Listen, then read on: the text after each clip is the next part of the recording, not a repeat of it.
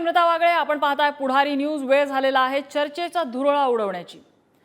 मुंबईमध्ये आज एक मोठा कार्यक्रम संपन्न झालेला आहे। आपला धुरळा सुरू असताना सुद्धा कदाचित हा कार्यक्रम अजून सुरू असेल। या कार्यक्रमामध्ये अयोध्येतल्या मशिदीच्या बांधकामासाठीची पहिली वीट मुंबईतून पाठवण्यात येते आणि एवढंच नाही तर या मशिदीचं नाव काय असणार हे सुद्धा ठरवण्यात आलेलं आहे। या कार्यक्रमाबद्दल कुणाला काही आक्षेप असायचं साहजिकच कारण नाही, कारण यापूर्वी असे अनेक कार्यक्रम झालेले आहेत। अयोध्येतल्या राम मंदिरासाठी महाराष्ट्रातून विटा गेलेल्या आहेत, बांधकामासाठी सागवानी लाकूड गेलंय, त्यामुळे असे कार्यक्रम होत आहेतच।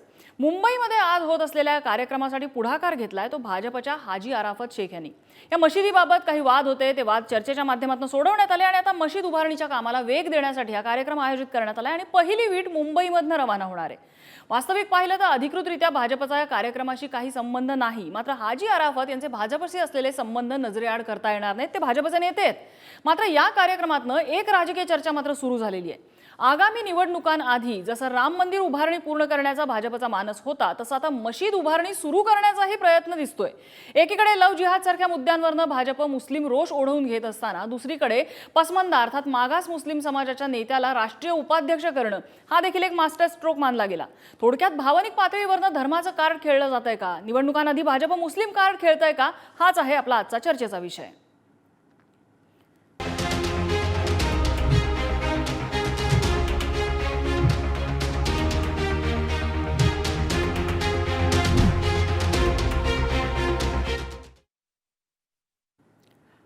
आणि याच संदर्भात आपण आज चर्चा करणार आहोत। त्यासाठी या चर्चेत सहभागी होत आहेत निजामुद्दीन रायन, जे काँग्रेसचे प्रदेश प्रवक्ते आहेत। त्याचबरोबर आपल्यासोबत असतील वसीम खान, जे भाजपच्या अल्पसंख्याक सेलचे मुंबई अध्यक्ष आहेत। फारुक अहमद नांदेडहून चर्चेत सहभागी होतील, जे वंचितचे प्रदेश प्रवक्ता आहेत। आणि आपल्यासोबत सुनील माळी सर असणार आहेत, जे पुढारीच्या पुणे आवृत्तीचे निवासी संपादक आहेत। मी सुरुवातीला जाणार आहे निजामुद्दीन रायन यांच्याकडे। निजामुद्दीन रायनजी, या संपूर्ण ह्या कार्यक्रमाकडे तुम्ही कसं बघताय? म्हणजे असा कार्यक्रम मुंबईमध्ये होतोय किंवा महाराष्ट्रातनं मशिदीसाठी पहिली वीट जाते, एक मोठी गोष्ट आहे, मात्र राजकीय चष्म्यातनं सुद्धा या कार्यक्रमाकडे बघितलं जातंय। बिल्कुल सीधी सी बात है कि जिस बीजेपी को इस देश में मुसलमानों से नफरत है, जिस बीजेपी को किसी भी दूसरे राज्यों में मुसलमान नहीं चलता, वो राम मंदिर के लिए किसी मुसलमान के द्वारा पूजे गए ईंट को कैसे भेजेंगे? उनका आप देखिए, पुष्कर सिंह धामी उनके एक चीफ मिनिस्टर हैं उत्तराखंड, जो ऋषि मुनियों की धरती है, जो धार्मिक नगरी है, वहाँ वो कहते हैं कि पूरे के पूरे जो है माइनॉरिटीज़ के जितने लोग हैं ये प्रदेश खाली करें और चले जाएं। तो क्या मुसलमानों के द्वारा पूजी गई ईंट को अयोध्या में लगा के उसे अपवित्र करना चाह रहे हैं क्या? या वो ये सब उनका एक ड्रामा है? ये मुसलमानों को एक तरीके से धोखा देने की चाल है, क्योंकि नरेंद्र मोदी जी की जो हिस्ट्री है पिछले 9 वर्षों में, जिस जिस चीज़ों को उन्होंने इस देश में आवश्यक बताया या जो है निजामुद्दीन जी, एक थोडीशी आपली मला वाटतं गल्लत काहीतरी होतीये। एक थोडंसं तुमच्या फॅक्ट्स थोड्याशा स्ट्रेट करते। या कार्यक्रमामध्ये जी वीट आहे, ती वीट जी मशीद अयोध्येमध्ये होणार आहे धानीपूर इथे, त्या मशिदीच्या बांधकामाची पहिली वीट असणार आहे असं आपल्या समोर आलेलं आहे। ही त्यातली मुख्य बाब आहे। ऐसा है कि ये एक जबरदस्ती का इशू है, क्योंकि मस्जिद बनाने के लिए वहाँ ऑलरेडी मस्जिद का ट्रस्ट है और मस्जिद के ट्रस्ट को किसी दूसरे की जरूरत नहीं है। वहाँ जो लोगों की जवाबदारी है वो करेंगे, और मस्जिद किसी के लिए एक सेपरेट किसी की होती नहीं, लेकिन राजनीति करने के लिए, दिखावा करने के लिए वो मस्जिद बनाने की बात करते हैं। अगर उनको मुसलमानों से हमदर्दी थी तो बाबरी मस्जिद गिराया क्यों? बाबरी मस्जिद को तोड़ा क्यों? अगर उनको मुसलमानों से हमदर्दी है और उनको मस्जिद बनाने में बड़ी दिलचस्पी है, तो या तो वो जो लोग कर रहे हैं उनका आप मुझे नाम बताएं तो मैं आपको बता दूं कि उनकी तारीख क्या, हिस्ट्री क्या है। तो अगर वो मस्जिद के लिए पहली पवित्र ईंट भेजने की बात कर रहे हैं, तो उनसे आप पूछिए ना कि सरकार आपकी थी जब मस्जिद गिरा रही थी, तो मस्जिद गिराने वाले मस्जिद की ईंट दे के क्या साबित करना चाहते हैं? बर, आपण वसीम खान आहेत, त्यांना प्रश्न विचारूया। तुमचा मुद्दा एकदम महत्त्वाचा आहे। आपण वसीम खान आहेत, भाजपच्या अल्पसंख्याक सेलचे मुंबई अध्यक्ष आहेत, आपण त्यांना विचारूया। वसीम खान जी, आता निजामुद्दीन रायन यांनी थेट प्रश्न विचारलेला आहे की देशात अनेक ठिकाणी मशिदीचे वाद निर्माण झालेले आहेत, मग ती ज्ञानवापीची असू दे किंवा वृंदावन मधला इशू आपल्याला माहिती आहे, अयोध्येचा इशू तर गेल्या अनेक दशकांपासून सुरू होता। मशीद पाडणारं सरकार एवढं मशिदीबद्दल सहानुभूती का बाळगतंय, असा थेट प्रश्न त्यांनी तुम्हाला विचारलाय। देखिए, हमारी सरकार या हमारी पार्टी कभी भी किसी मजहब के खिलाफ नहीं रही है, और राम मंदिर का निर्णय आप सभी को पता है माननीय न्यायालय का है, और हमारी सरकार ने कभी भी धर्म की राजनीति नहीं की है। हमारे प्रधानमंत्री जी 138 करोड़ भारतीयों की बात करते हैं। आखिरी पायदान पर खड़े व्यक्ति की आंखों में खुशी हो, उनके जीवन में खुशहाली हो, यही हमारे प्रधानमंत्री जी का संकल्प है, हमारी सरकार का संकल्प है। मुझे लगता है एज अ मुसलमान हम किसी भी पार्टी में हैं और अब मस्जिद है तो उसमें मुझे लगता है कि अगर जो उसके निर्माण में हिस्सेदारी या भागीदारी कोई कर रहा है तो इसमें कोई गलत नहीं है। राम मंदिर निर्माण में भी सर्वधर्म के लोगों ने हर तरह से उसमें मदद की है, जो भी जिससे बन पाया है। तो मुझे लगता है अगर भारतीय जनता पार्टी के लोग इस तरह के मुस्लिम समाज के लोग कर रहे हैं तो मुझे लगता है निजामुद्दीन साहब के पेट में दर्द होना स्वाभाविक है। और ये तो बिल्कुल ये कहना बंद कर दें कि भारतीय जनता पार्टी या हमारी सरकार मुसलमानों की दुश्मन है। पिछले 65 सालों में मुसलमानों के साथ कितना अन्याय हुआ, मुसलमानों के साथ कितना तुष्टीकरण हुआ, ये सभी को पता है। आज बड़ी संख्या में भारतीय जनता पार्टी के साथ मुसलमान जुड़ रहे हैं तो इनके पेट में दर्द होना स्वाभाविक है। बर, ठीक आहे. आपल्यासोबत फारुक अहमद सुद्धा आहेत, जे वंचितचे प्रदेश प्रवक्ता आहेत. फारुक अहमदजी, या सगळ्या मुद्द्याकडे तुम्ही कसं बघताय? भाजप आणि काँग्रेस यांच्यामधलं भांडण हे अनेक राज्यांमध्ये आहे, मात्र महाराष्ट्रामधून या मशिदीच्या बांधकामासाठी वीट जाणं हे काय म्हणतो आपण, जसं अयोध्येच्या मंदिरासाठी गेलेली होती त्यात एक वेगळं राजकारण होतं आणि आता अयोध्येतल्या मशिदीसाठी वीट जाते, त्यामध्ये राजकारण कसं बघताय तुम्ही? राजकारण आहे यामध्ये दुमत नाही. कारण आपल्याला माहित आहे की मंदिरचं पण धर्म आणि आस्था याच्या सीमा ओलांडून याला राजकारणासाठी वापरलं गेलंय आणि 2 खासदाराच्या पक्षाला सत्तेमध्ये येण्यासाठी त्यांना मंदिर मशिदीचाच मुद्दा आणावा लागला होता. त्यामुळे राजकारण आहे याच्यावर दुमत नाही. पण ज्या भाजपनं इथं बळी दिलेला आहे, म्हणजे बाबरी मशिदीला शहीद करण्याचा आरोप ज्या पक्षावर आहे त्या पक्षाची सरकार आहे. म्हणजे आमचंच बकरं कापून आम्हालाच आमंत्रण द्यायचं असा हा प्रकार आहे. पहिली गोष्ट तर मला वाटते की मशिदीच्या बाबतीमधला धार्मिक अप्रोच काय राहील ते उलेमा ठरवतील, परंतु भारतामधली मुस्लिमांचं प्रतिनिधित्व करणारी ऑल इंडिया पर्सनल बोर्डनं ती जमीन नाकारली होती. त्यामुळे तिथं जी मशीद बांधतायत ते एक मोमेंटम स्मृती स्थल होईल. बाबरी मशिदीला शहीद केल्यानंतर त्याचे स्मृतीचे स्थल ते बनवतील आणि त्यांचे जे आका आहेत, म्हणजे पंतप्रधान नरेंद्र मोदी यांना अरब देशाचे मित्र खूप लाभलेले आहेत. तिथं जाऊन तिथल्या मशिदीमध्ये फिरतात, तर तिथला जेव्हा ते आका येतील, त्यांचे तिकडले अरब मित्र येतील, त्यांना दाखवण्यासाठी एक इमारत नक्की ते बनवू शकतात. परंतु आस्थेचं जे केंद्र असतो त्या आस्थेचं बाजारीकरण राजकारण करण्याचं कामच भाजपच्या सरकारनं केलेलं आहे. आता जे प्रवक्ते भाजपचे बोलत होते यांना मला थोडंसं सांगायचं की कमीत कमी भाषेचं ज्ञान घ्या. एकीकडे म्हणताय मुस्लिमवर अन्याय झाला, दुसरीकडे म्हणताय तुष्टीकरण झालं. तुष्टीकरण झालं तर मग अन्याय कुठं, अन्याय झाला असेल तर तुष्टीकरण कुठं आहे? हे भाजप आणि काँग्रेस दोन्ही सत्तेचे दलाल आहेत. सत्ता मिळवण्यासाठी लोकांचं धर्मेचं, आस्थाचं, जातीचं कार्ड खेळूनच या लोकांनी राजकारण केलेलं असल्यामुळं देशाच्या लोकशाहीला आणि संविधानाला कलंकित करण्याचं काम राजकीय मंडळींनी केलेलं आहे. म्हणूनच या प्रस्थापित राजकारणाचा एक चीड सामान्य लोकांमध्ये आहे. आज जे काही इव्हेंट केलेला आहे, भाजप हा इव्हेंट मॅनेजमेंटची पार्टी आहे. कोणत्याही गोष्टीचा इव्हेंट करतात. त्यांनी मेलेल्या माणसाच्या अस्थीचं पण इव्हेंट केलेलं आहे, हे आपल्याला इतिहास माहित आहे.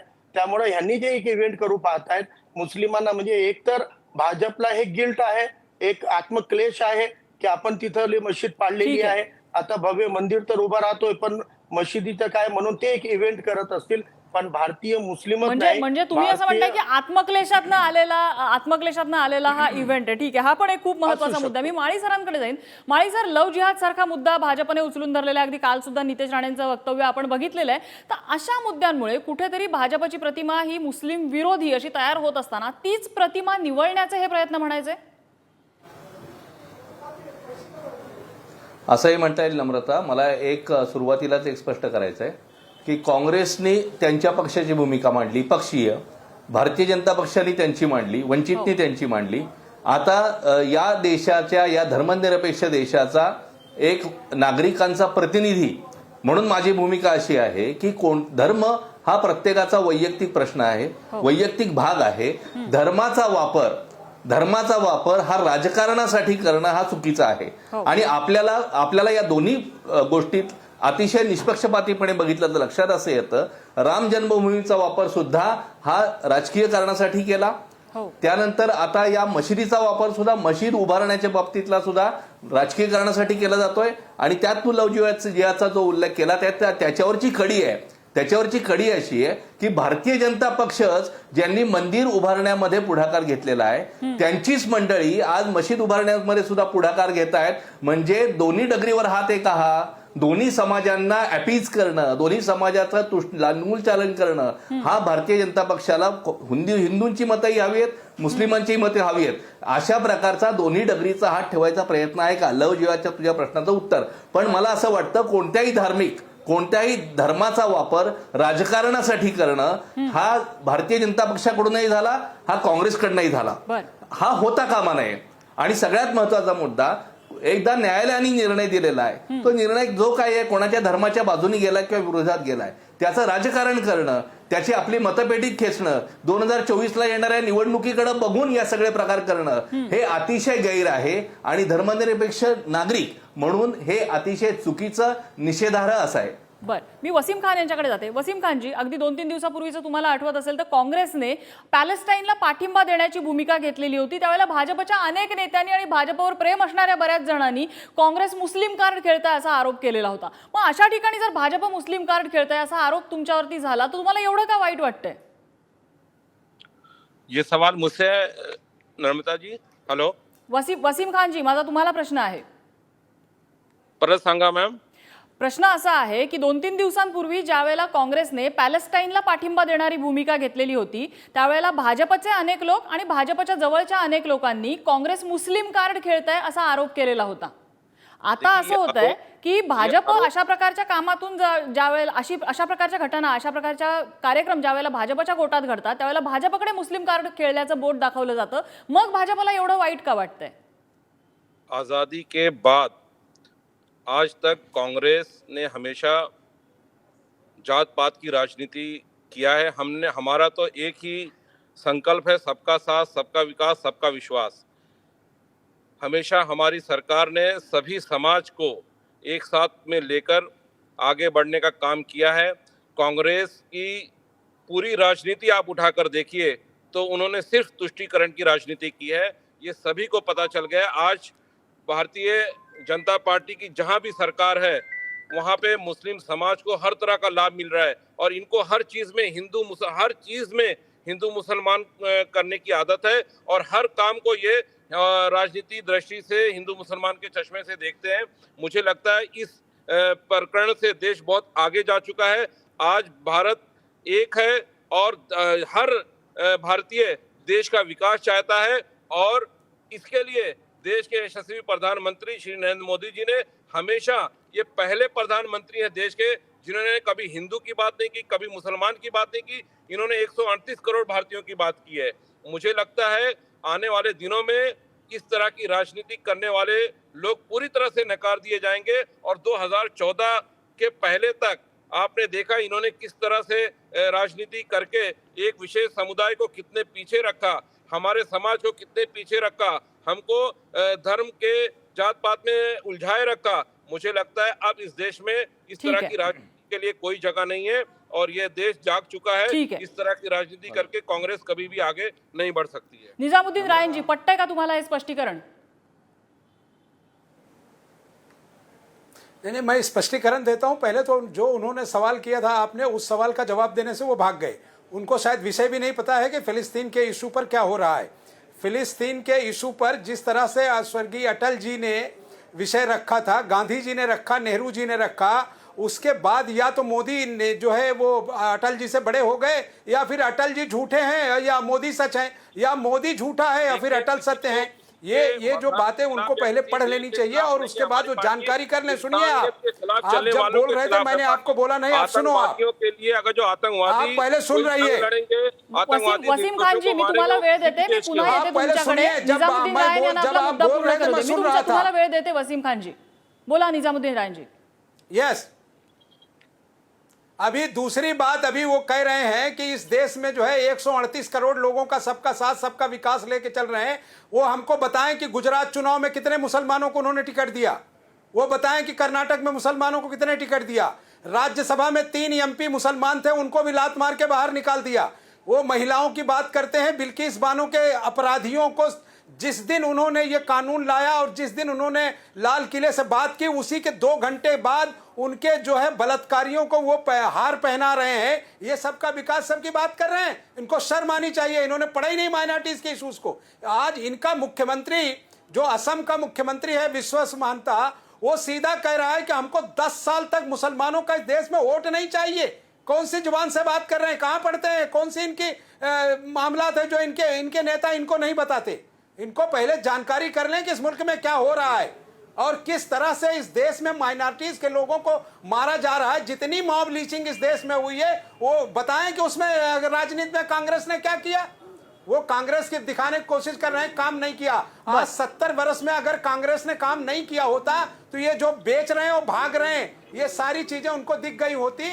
इसलिए बात करने से पहले आप सोच लें कि आप इस देश के लिए क्या कर रहे हैं और बीजेपी देश के लिए क्या कर रही है। ठीक है, दो मुद्दा मुख्यमंत्री लक्षात आला तुमचा। वसीम खानजी थोडक्यात मुद्दा मांडा, मला फारूक अहमद यांच्याकडे पण जायचं। वसीम खान, मुस्लिम समाज के खिलाफ होते। आज हमारी मित्रता सीधा बयान देता है सबसे ज्यादा कि खराब हमको इस देश में मुसलमानों का वोट नहीं चाहिए। दूसरा मुख्यमंत्री देता है कि ये जो है हमारी पवित्र धार्मिक नगरी है, यहाँ मुसलमान नहीं रहना चाहिए। निजामुद्दीन रायंजी, मी तुम्हाला वेळ दिला तुमचा मुद्दा मांडण्याचा। वसीम खान यांना तुमचा काही मुद्दा पटलेला नाहीये ते बोलतायत। वसीम खानजी बोला। बीजेपी का कौन सा नेता है जिसने इस पर आज तक उठाकर आक्षेप किया हो कि ये देश मुसलमानों का नहीं है। सरकार रही है आज तक कभी भी की तारीख इसके यहाँ 2 से ज्यादा एमएलसी नहीं है। आज उत्तर प्रदेश की बात करेंगे, उत्तर प्रदेश में 4 नाही, माझी विनंती आहे, तुम्ही दोन्ही नेते जर एकमेकांशी भांडत राहिलात तर मुद्द्याशी आपली चर्चा होणारच नाही। मी फारूक अहमद यांच्याकडे जाते। फारूक अहमदजी, एकीकडे लव्ह जिहाद सारखी एका टोकाची भूमिका घेणं, दुसरीकडे पसमंदा मुस्लिमांसाठी एक वेगळा स्टॅन्स घेणं, पसमंदा मुस्लिम समाजातल्या एका नेत्याला आपल्या पक्षाचा उपाध्यक्ष बनवणं, भाजपच्या या 2 टोकाच्या भूमिका दिसून राहिलेल्या आहेत त्यांच्या राजकारणामधल्या। अशा पद्धतीने देशातला मुस्लिम हा भाजपकडे झुकू शकेल का? नाही, मला वाटते की मुस्लिम झुकण्याचा सोडा हिंदूच आता भाजप सोबत राहिलेले नाही आहेत। ही बाब आपल्याला हळूहळू स्पष्ट होत आहे। हिंदू समाजामध्ये जातीचं ज्या पद्धतीनं कूटनीती करून, फूट पाडून, विघटन करून राजकारण करण्याचं काम करण्यात आलं होतं, तसं मुस्लिमांमध्ये सुद्धा काही भानगडी लावण्याचं काम आणि प्रयत्न बीजेपी कडून सातत्यानं झालेला आहे। हे काही नवीन गोष्ट नाही आहे। आपण बघतो की हमीद दलवाईच्या चळवळीला त्या काळातल्या संघी लोकांनी एक विकृत वळण देऊन त्यांनी त्या विवेकवादी चळवळीला सुद्धा अँटी मुस्लिम मुवमेंट बनवलं होतं। मुस्लिम समाजाच्या अंतर्गत भानगडी लागाव्यात म्हणून ट्रिपल तलाकच्या निमित्त, लव्ह जिहादच्या निमित्त आणि पसमांदाचा जे मुद्दा आणलेला आहे, पसमांदाचा मुद्दा मागास घटकांना न्याय मिळवण्या इतपत योग्य आहे। मग ते हिंदूतले मागास असो की मुस्लिमांमध्ये मागास असो, मागासवर्गीयांना आरक्षणाचा लाभ भेटला पाहिजे, विकासाची संधी भेटली पाहिजे, याबद्दल कोणाचं दुमत नाही। परंतु मुस्लिम अंतर्गत भानगडी लावण्याचं एक कूटनीतीचा डाव भाजप खेळत आहे। परंतु आजच्या काळामध्ये भाजपचे हे सगळे डाव सामान्य भारतीयांनी ओळखलेले असल्यामुळे हिंदू मुस्लिम मधल्या भानगडी लागत नाही। हिंदू मुस्लिमच्या दंगली इतके प्रयत्न करून पेटत नाहीयेत, तर मग मुस्लिम अंतर्गत भानगडी लागण्याचा प्रश्न होत नाही। बीजेपीला अशा कुटील डावामध्ये काही यश मिळणार नाही। ठीक आहे, आपण पुण्याला जाऊया। माळी सर आपल्या सोबत आहेत। माळी सर, मुद्दा असा आहे की भाजपचा पारंपरिक मतदार हा हिंदू आहे, मात्र फक्त हिंदूंच्या मतावरतीच देशामध्ये सत्ता मिळवता येत नाही, हेही तितकंच स्पष्ट आहे। आणि त्यामुळे हिंदूंना नाराज न करता मुस्लिमांना जवळ करण्याचे प्रयत्न, त्या स्ट्रॅटेजीचा हा भाग आहे की भाजप अशा 2 टोकाच्या भूमिका घेताना दिसत आहे? नाही, त्या स्ट्रॅटेजीचा भाग आहे, पण मी त्या मुद्द्याकडे येण्यापूर्वी एक छोटासा मुद्दा मला वेगळा जरा मांडायचा आहे नम्रता। आता ब्रेकवर जाण्यापूर्वी आता सांगण्यात असं आलं की हिंदूंना म्हणजे भाजप काँग्रेसकडे आता मुस्लिम आणि हिंदू, तर भाजपकडे हिंदू पण उरलेले नाहीयेत असा आता मुद्दा झाला की भाजपकडे मुस्लिम येणं न येणं हा भाग सोडाच, पण हिंदूही उरलेले नाहीयेत, हिंदू पण भाजपला सोडून जात आहेत। माझा मुद्दा असा आहे वेगळा की भारतीय जनता पक्ष असो किंवा काँग्रेस असो, ही जे पक्ष आहेत या पक्षांनी मतदारांना आपण हिंदू म्हणून मतं देणं किंवा मुस्लिम म्हणून मतं देणं असा विचार करायला भाग पाडणं, हाच या पक्षांचा आणि पक्षीय राजकारणाचा विजय आहे आणि जो लोकशाहीचा पराभव आहे। मग निवडणुकीमध्ये मतदान करताना मी हिंदू आहे म्हणून मतदान का करायचं किंवा मी मुस्लिम आहे म्हणून मतदान का करायचं? मी भारतीय नागरिक म्हणून मतदान केलं पाहिजे आणि इश्यू बेस्ड मतदान केलं पाहिजे. पण मी हिंदू म्हणून मतदान करणं, मुस्लिम म्हणून मतदान करणं याला भाग पाडलं, तशी विचार तुमच्यात येणं आणि तशी फूट पाडणं, यामध्ये हे पक्ष यशस्वी होत आहेत. भारतीय जनता पक्ष त्यात यशस्वी झाला. 89 मध्ये जेव्हा रथयात्रा झाली, त्या रथयात्रेनंतर भारतीय जनता पक्षाची मतं आणि खासदार यांची संख्या वाढायला लागली आणि ती वाढत वाढत गेली आणि ते आज आता 3/4 बहुमत त्यांना मिळालेलं आहे. याचं कारण एक धर्म आणि त्या धर्माची लोक आपल्याकडे हिंदू म्हणून, आणि आता सुद्धा 2024च्या निवडणुकीत सुद्धा मगाशी असं सांगण्यात आलं भारतीय जनता पक्षाच्या प्रतिनिधींकडनं की आम्ही फक्त सबका साथ सबका विकास. काँग्रेसही तिथंच चुकलं. काँग्रेसनंही मुस्लिमांची अपीजमेंट, मुस्लिमांचं लांगोलचारण त्यांच्या काळात नको एवढं केलं, त्यामुळं बहुसंख्य समाज हा भाजपकडे वळला. तसंच भारतीय जनता पक्षानं सुद्धा आता ते सांगतायत, आता त्यांचे प्रतिनिधी म्हणाले की सबका साथ सबका विकास असं आम्ही करतोय, सर्व आमच्या बरोबर आहे. हे बोलायला ठीक आहे, व्यासपीठावर ठीक आहे. मग गेल्या निवडणुकीमध्ये मंदिर वही बनाएंगे असं म्हणून मंदिराचा मुद्दा घेऊन मतं मिळवलीच की नाही? 2024च्या निवडणुकीमध्ये, येत्या निवडणुकीमध्ये त्याच मंदिराचं भूमिपूजन आणि त्याच मंदिराचं उद्घाटनाचे योग जे आहेत किंवा मुहूर्त जे आहेत, ते मुहूर्त या निवडणुकीच्या आधी योग्य वेळी साधले जात आहेत. हे का साधले जात आहेत? तर कारण उघड आहे, धार्मिक मतं मिळवणं हे यांचं कारण आहे आणि दोन्ही पक्षांकडनं केलं जातं आणि हे लोकशाहीची शोकांतिका आहे. अगदी खरं आहे. जसं माळी सरांनी आता सांगितलं की आपल्या देशामध्ये मतं मिळवण्यासाठी भावनांची खेळ करणं, भावनांचं राजकारण करणं हा एक दुर्दैवी पायंडा गेले अनेक वर्षांपासून पडलेला आहे. आणि दुर्दैवानं गेल्या काही वर्षांपासून त्यामध्ये धर्म, जात, पंथ असे लोकांच्या हृदयाशी आणि लोकांच्या अस्मितेशी जोडलेले जे मुद्दे असतात ते आणले जातात आणि तिथे भावनांसोबत खेळ केला जातो. दुर्दैवाने 2 समुदायांमध्ये फूट सुद्धा अनेक वेळेला पाडली जाते. मात्र अशा प्रकारची ही अपीजमेंट एखाद्याचं आपण काय म्हणतो त्याला मोठं करणं, हे किती काळ चालू राहणार आहे? प्रतिमा तयार करण्यासाठी, प्रतिमा निर्मितीसाठी वापरले जाणारे हे सगळे राजकारणातले खेळ आहेत. मात्र एक छोटीशी चूक होते आणि प्रतिमा भंजन होऊन जातं. त्यामुळे तारेवरची कसरत करताना आपण राजकारणच करतो हे जनता ओळखून आहे, हे सगळ्या पक्षांनी लक्षात ठेवलं पाहिजे. इतकंच या चर्चेच्या अंती सांगावंसं वाटतं. या चर्चेसाठी आपल्याला सगळ्या मान्यवरांनी वेळ दिला. आपल्यासोबत वसीम खान, निजामुद्दीन रायन आहेत, फारुख अहमद आहेत आणि आमच्या माळी सर, सगळ्यांनीच वेळ दिला. सगळ्यांचे आभार. चर्चेचा आजचा धुरळा इथेच शमलेला आहे. पुन्हा उद्या भेटणार आहोत नवीन विषयासह. पाहत रहा पुढारी न्यूज.